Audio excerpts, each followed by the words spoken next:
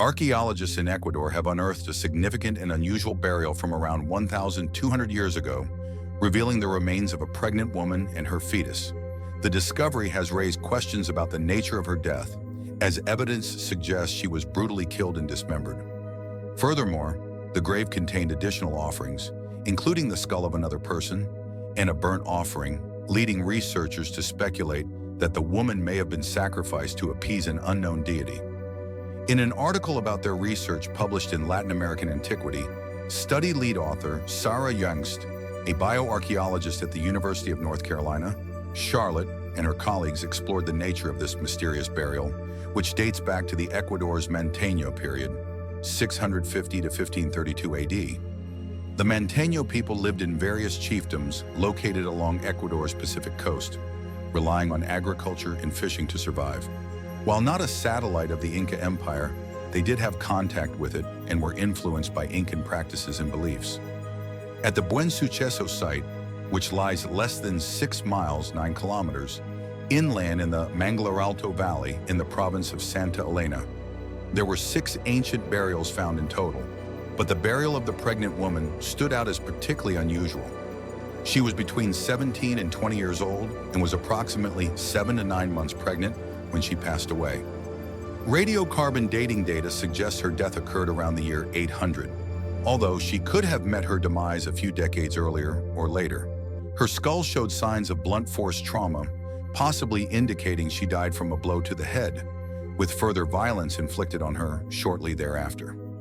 Through detailed analysis of the skeletal remains, Jungst and her team pieced together a sequence of events surrounding the woman's tragic death. In their journal article, they described the sequence as follows. First, burial 10, the young pregnant woman received a blow to the head, intentional or accidental, and died. Before burial, but around the time of death, her hands and left leg were removed. She was then buried in an earthen pit with a mix of manteño and earlier offerings. Later, the burial was reopened, whether through accidental discovery or because the spot was marked, and a burnt offering was placed on her chest. Although speculative, these activities seem the most parsimonious interpretation of the current evidence. Human sacrifice was uncommon among ancient coastal Ecuadorian populations, as the researchers point out in their study. However, the unusual artifacts found in the burial added to its distinctiveness and suggest that this was in fact some type of sacrifice. The grave contained an assortment of valuable items, a rather odd assortment in fact, including cockle shells placed over the woman's eye sockets, crescent-shaped ornaments made from spondylus mollusk shells, 3 obsidian blades surrounding her body, and a crab claw positioned on her abdomen. Some of the mollusk shells were 2,000 years older than the burial itself, making them highly valuable trade objects, according to Jungst. Adding another element of mystery to the find, the skull of an individual between 25 and 35 years old was found near the woman's shoulder, accompanied by a burnt offering on her chest. Radiocarbon dating of the burnt material suggests it was placed in the grave between 991 and 1025 AD, meaning it would have been put there 1 or centuries after the woman's death. The discovery of this burial is particularly intriguing to Jungst because of the stark contrast between the brutal nature of the woman's death and the valuable items found in her grave. The dehumanizing and disempowering way she was killed, Jungst explained in an email interview with Live Science, contrasts sharply with the fact that her grave was filled with precious trade goods. The placement of these items, especially the spondylus shells which were associated with fertility and water, appears to suggest that the woman and her fetus were given special care and protection, Jungst noted. Was it really human sacrifice, or was it murder? The researchers involved in the study of this horrifying burial offer 2 potential explanations for the sacrifice of the 2 victims. One possibility is that she was sacrificed as a result of the severe El Niño events occurring at the time, which caused crop failures and hardship over several growing seasons. Her pregnant status may have made her a symbol of fertility, and offering her to the gods might have been a way to ensure they would restore the fertility of the land. Many of the artifacts in the grave, with their connections to water and fertility, seem to support this idea.